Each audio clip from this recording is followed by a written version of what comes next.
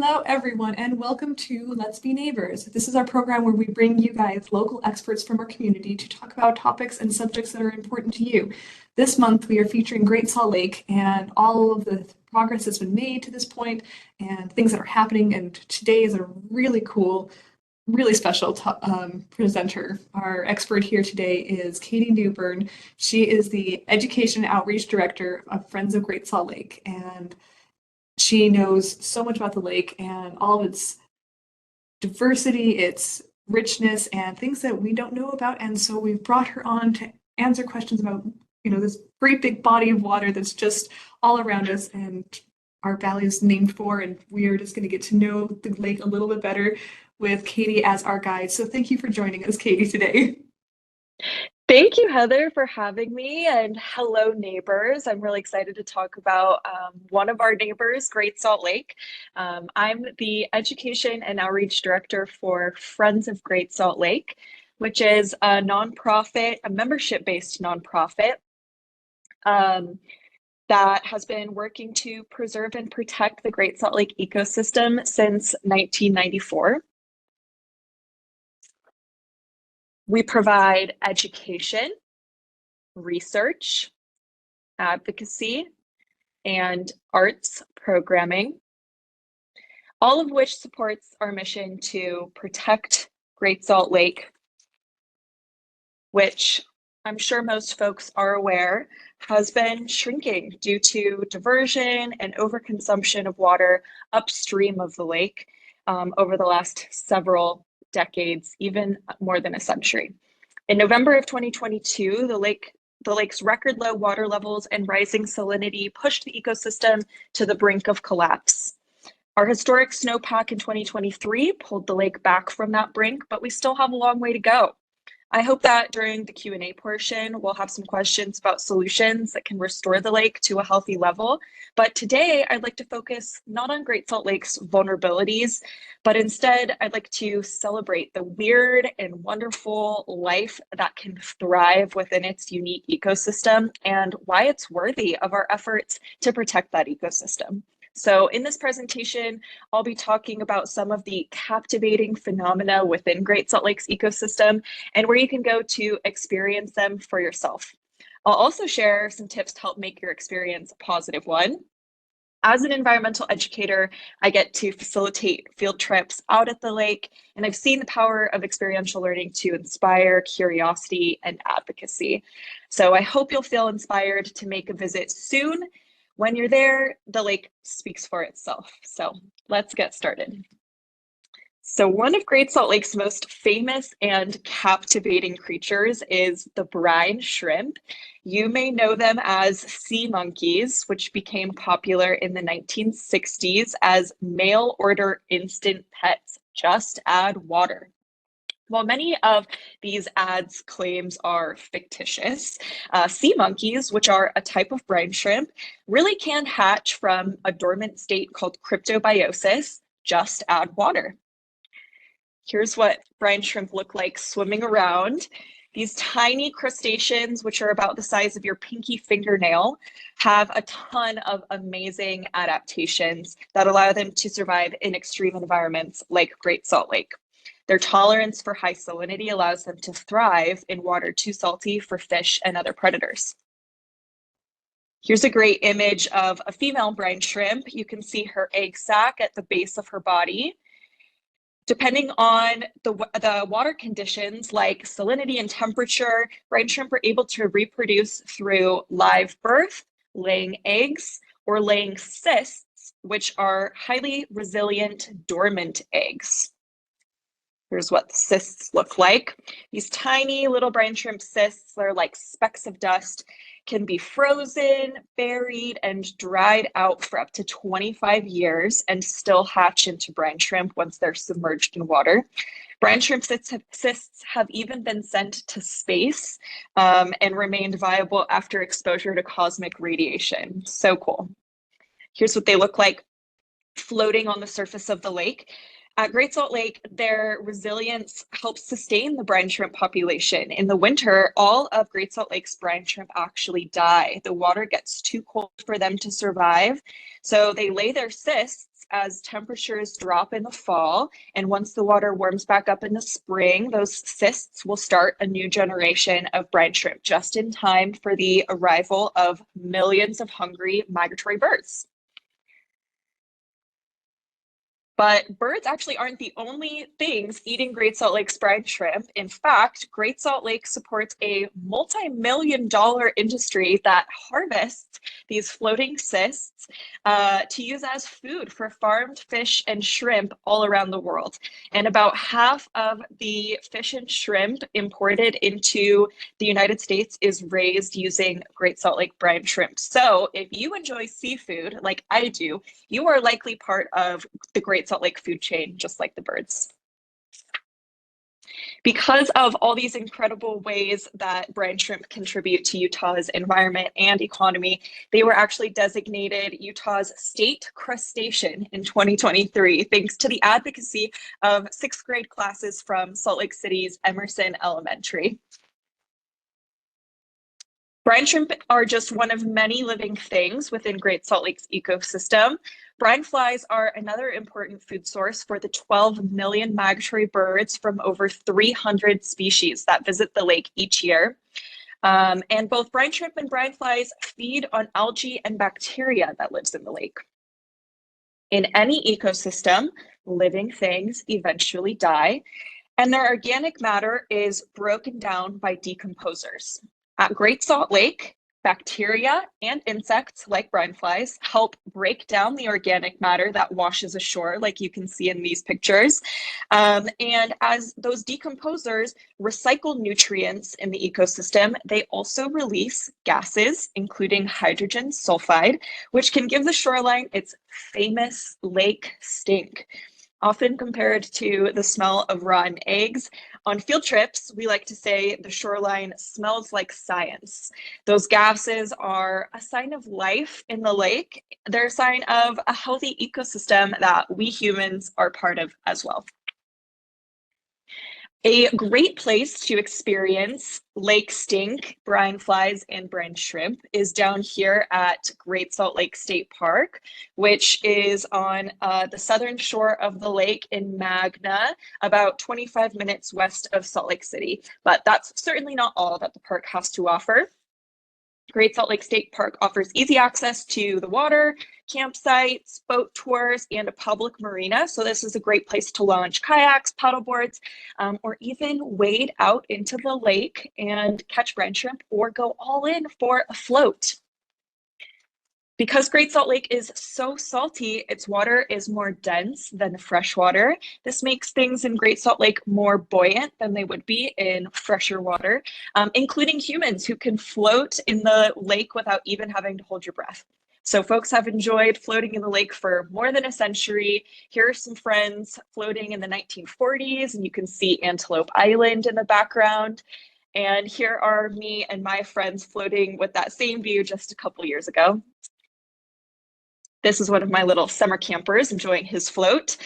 It's just a bizarre and delightful experience that everyone should try. I'd recommend going for it in the summer when the water is warm and really clear because the brine shrimp have eaten up all the algae. So that's a great time to do it. A couple other tips: don't dunk your face under the water, not pleasant.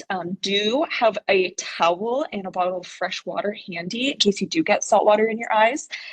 Do bring goggles for kiddos to help protect their eyes. And be sure to use one of the park showers to rinse off when you get out. There's a bunch of them available.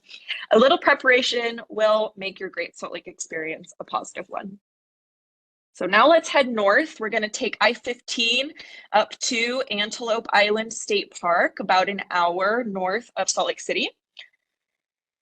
Antelope Island is a magical place that just feels like you're 1,000 miles away from the city and 1,000 years back in time. Its ancient geological formations, rolling sagebrush hills, and stunning views of the lake make it a treasure for visitors from the Wasatch Front and all around the world. Among Antelope Island's wonders is one of North America's largest and oldest publicly owned bison herds. Up to 800 bison graze across the island, and humans have an important role to play in keeping that herd healthy. Since the island became a Utah state park in the 1980s, the state has worked with partners to organize an annual roundup of the bison. The bison are counted and given vaccinations.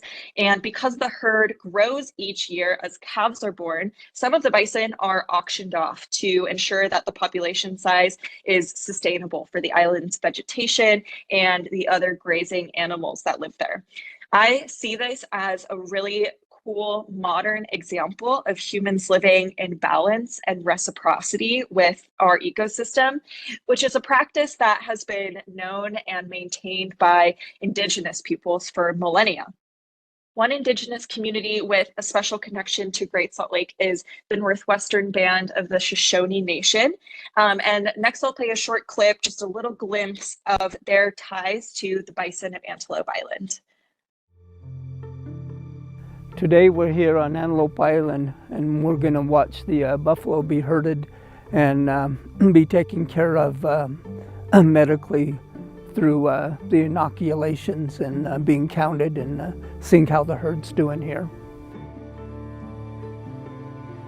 It's important for our people to know that the buffalo was important in our lives, not just before but also today, because it was once our food. It will always be our food because it keeps our bodies strong and keeps us to always remember why that animal's important. So when we have our ceremonies, we use that animal to symbolize the importance of it to us in our ceremonies. I know that was just a tiny little snippet of a vast story. So I would encourage anyone visiting the island to spend some time exploring the past and present of Indigenous stewardship. There is so much we can learn. One of the things I think we can learn from Indigenous perspectives is to appreciate the non-human living things with whom we share our ecosystems. And here I'm going to offer a jump scare warning if we have any arachnophobes viewing that I'm about to show some very cool images of spiders at Antelope Island. Fair warning. Spiders are one of those living things in our ecosystem that are not always appreciated, and in fact are often villainized for being dangerous or just plain creepy. I can empathize with folks who are afraid of spiders, but here in northern Utah, black widows are the only spider of medical significance whose bite is actually threatening to us. The hundreds of other species of spiders here are generally harmless to people, and in fact, they help protect us from disease-carrying insects like mosquitoes. And Antelope Island is home to an amazing phenomenon in the late summertime. Spider populations explode, and it gives visitors a remarkable opportunity to observe and appreciate our eight-legged friends. So here's a clip of what the island looks like during the Antelope Island Spider Festival season in late July, early August. Just about all of these spiders, including the ones from the last photos, are Western spotted orb weavers. They're peaceful spiders who build beautiful spiral-shaped orb webs and grow large in size and numbers as insect populations grow throughout the spring and summer.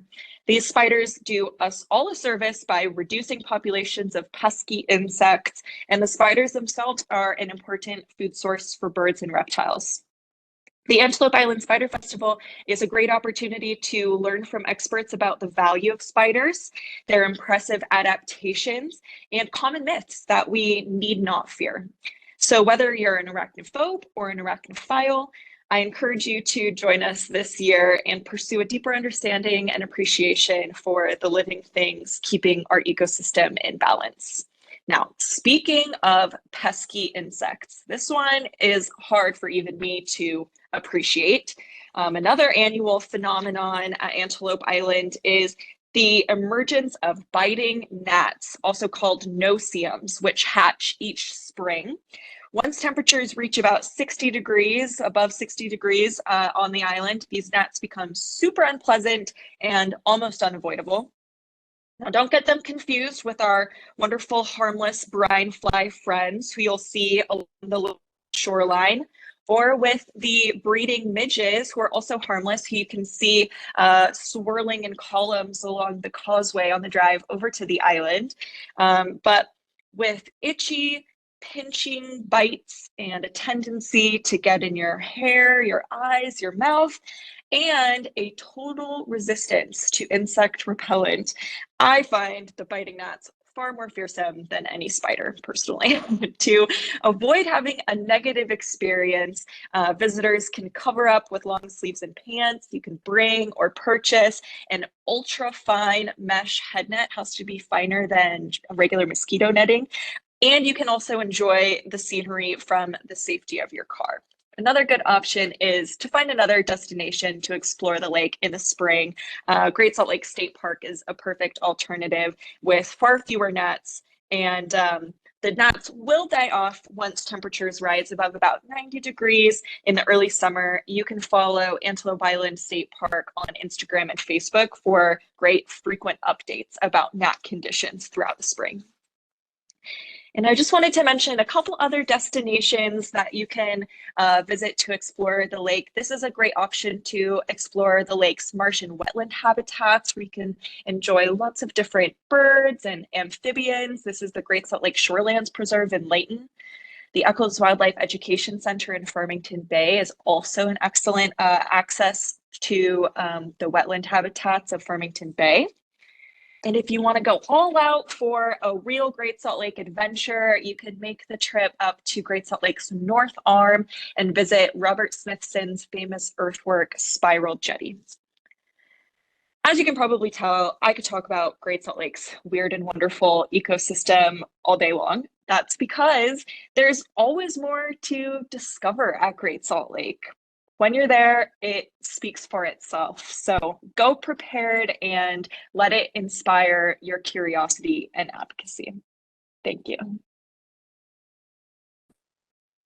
Thank you, Katie. That was weird and wonderful, and I love learning so much about it. There was a ton in there. Like, I knew about the biting gnats, but it's really good to know that beautiful 30-degree temperature range of if you just want to avoid them completely, there's other places to see at the same time.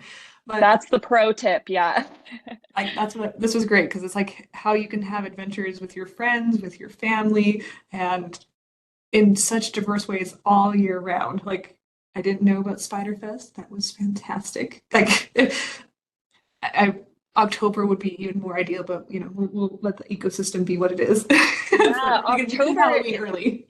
Yeah, exactly. October, like usually Halloween weekend, is when they hold the bison roundup, and you can drive around all the parts of the island and watch the riders bring the bison into the corrals. And there's educational booths and activities and food trucks. It's a really fun event. That's so cool. There's like so much to do around the lake all the time. I love it. Yeah. All right, so we do have some questions from our community that have been submitting questions to us beforehand. So we will just dive right in. No pun intended. Because you can't really. Can you dive into the lake? There's a question. Yeah, that's a good question. It's quite shallow. Its maximum depth is only 30 feet, and its average depth is only about 15 feet. So for as big as it is, it's very, very shallow. So probably could dive in some parts, but wouldn't recommend. Again, that salt water in your eyes and your nose is pretty rough. Yes, that's true.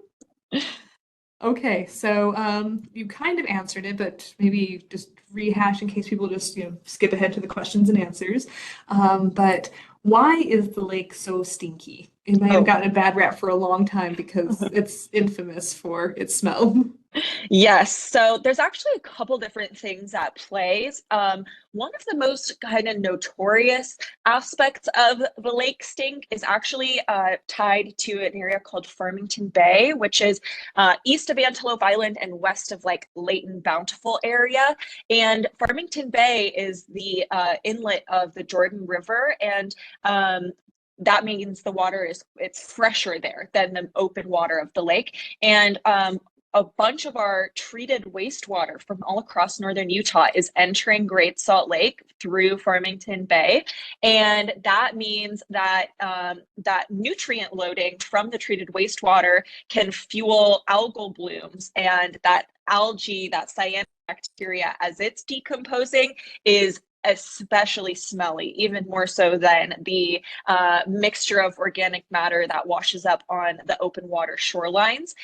So that's actually like the main offender, and that's kind of our own fault, right? Like that's kind of a human driven problem. That's not really the lake's fault for having those extra nutrients from our wastewater. But like I said, even if you visit like the south shore of the lake at Great Salt Lake State Park, there's a lot of, you know, dead brine shrimp and algae and brine fly pupa casings that wash ashore. And again, that's all the sign of a thriving, healthy ecosystem, which we want to see. But that stuff has to be broken down, and that's a part of, you know, kind of the circle of life out at Great Salt Lake, is those bacteria release their gases and life goes on. So it's actually a sign of like there is life out there. Like it's a good thing. Like the smell means there's life. Exactly. And in the lake's north arm, so the northern half of the lake is hyper-saline, too salty for brine shrimp and brine flies to survive. And up there, there's no lake stink. And it's almost kind of sad and eerie to, you know, have this section of the lake that no longer supports living things in the same way. So we're pro stink. Smells like science. Smells like science. So is it safe with the treated wastewater? Is it safe to go into this Great Salt Lake and pal around, wade, and not dive?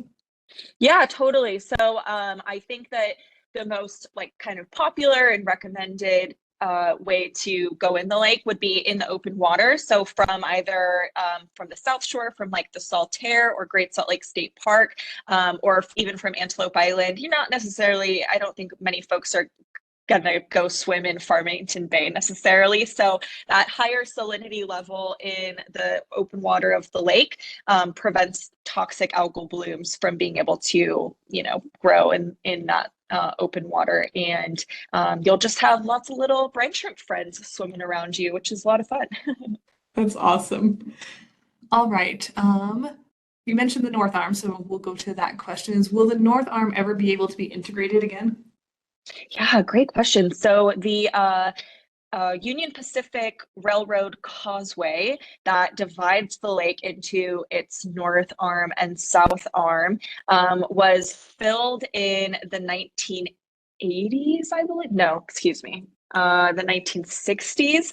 And since then, the North Arm, because there's no freshwater rivers that directly flow into it, its salinity has concentrated to maximum saturation. It's about 30% saline now, which, like I said, can't support brine shrimp and brine fly populations any longer. So what would happen if we, you know, pulled out the causeway today is all of that hypersaline water would mix with the south arm, and it would likely compromise the brine shrimp and brine fly populations there. It'd be too salty for those things to survive. But what's encouraging, something positive that's happening with the North Arm, is that it's being used by the state as a tool to actually reduce the salinity in the South Arm of the lake. When the lake was at its record low in 2022, the salinity in the South Arm had concentrated to a point that was threatening very acutely the brine shrimp and brine fly populations down there, and then all of the birds that depend on them. And the state decided to raise the breach in the causeway, the hole that allows flow back and forth between the two arms. And they're able to basically use that as a sink to bring the salty water from the south arm into the north arm, and that basically dilutes the salinity as fresh water flows into the south arm. So, you know, it's a complicated dynamic in the lake, and we're kind of in uncharted territory right now, as we're like starting to use the Causeway for salinity management. But overall, the priority is protecting the ecosystem in the South Arm, because that's what's so important for bird populations and all the other parts of the food web. All right, thank you. Quickly, because it's a pop-up question is, are there certain timeframes for certain migratory birds? Because you mentioned there's lots of thousands of migratory birds that utilize it. We got a lot on insects and brine shrimp. Is there, if we have any ornithologists out there that we can, is there like certain times to see certain birds if they're wanting to go see animals? Yeah, absolutely. There's so much amazing wildlife to see out at the lake.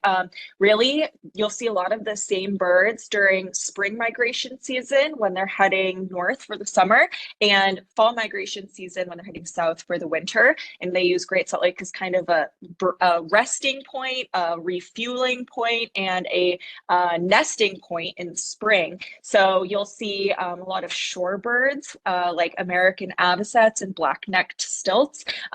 And you can see this fall, we saw a bunch of pelicans that were out fishing in Farmington Bay, which was really neat. I'm always amazed by seeing ocean birds out here in landlocked Utah. I think it's like magical. So definitely from like the Antelope Island Causeway is a great place to get to observe all of those migratory shorebirds and water birds. And then in the wetlands like Farmington Bay and the Layton Shorelands Preserve, you can see even more kind of more wetland birds. So great blue herons and sandhill cranes. I mean, there's over 300 different species that visit the lake each year. So it's like an oasis. That's incredible. Thank you. All right. We have, let's see, I think a couple more questions. The rest have been kind of answered by your presentation of like what kind of life is dependent on the Great Salt Lake. You covered that really well. And but yeah, we've got and the hidden gems at Great Salt Lake to see. You covered that really well. That was awesome. A lot of things that I didn't even know about. One question we do have is, I'm referring to arsenic and other things. It's phrased as, are the toxic minerals natural to Great Salt Lake? Yeah, good question. So as we hear about, the lake shrinking, it's as it recedes, it is exposing lake bed that used to be covered over by water, right? And that, when we have weather, wind events, can get picked up into the air and become dust. We hear, a lot of different kind of headlines that are pretty scary about toxins that are found in that dust. And arsenic is something that is naturally occurring in Utah soils. It's certainly not something that we want to be breathing in our air. Other toxins like lead or selenium, those are the result of pollution that has entered the lake from decades of upstream industrial activity. And the best thing that we can do to avoid all of those toxins or reduce how much dust is being pulled up into the air is to cover the lake bed back up with water, make some kind of sacrifices and conserve upstream of the lake so that it is full, healthy for the ecosystem and for all of us who are downwind of the lake bed. Thank you. Let's see, so last question before we have final thoughts. See, I know there was one. Oh yeah, a good just general one. Can the lake be saved? There's just a small question for you. That is the question, right? I wholeheartedly believe that is yes. About 70% of Great Salt Lake's decline can be attributed to human water consumption. And to me, what that means is that we can be a part of the solution. That's a much better situation to be in than 100% of the decline being due to drought conditions, right? We have a lot of control over how much water we're consuming, what we're choosing to use our water supply for. And I think as we are recognizing the importance and the need to preserve Great Salt Lake for our own safety and well-being here, we are increasingly finding that consensus to prioritize the delivery of water to the lake. I think we have more momentum and we've made more progress in that direction than ever before. And I'm super encouraged that our communities around northern Utah will continue to value and be a part of the restoration of the lake. Well, thank you. Like, if you want, that can be your final thoughts. Because, but if not, do you have any final thoughts for everyone just about the positivity? I love the positivity that you've brought to this presentation of just how weird and wonderful the lake is, the hidden gems that are all around us, very close by. I mean, most of Utah lives within easy reach of the Great Salt Lake, and it is something to celebrate. Yeah, absolutely. It's our neighbor, right? It is the heart of our ecosystem in northern Utah. And I truly believe that when you go out and experience the lake, it will show you something, you know, that inspires your curiosity and your advocacy, your protection and your stewardship. So I would encourage everyone to make a visit out there this year. And if you're interested in learning more and getting involved in our opportunities to advocate for the lake or any of our other programs that we have going on, you can read all about the work of Friends of Great Salt Lake on our website, which is fogsl.org. Awesome. Thank you so much. And thank you for being here with us to bring us all this new and old, or just all this information about Great Salt Lake. And thank you for celebrating with us today. Absolutely. Thank you for having me. Have a good day, everyone, and join us next time.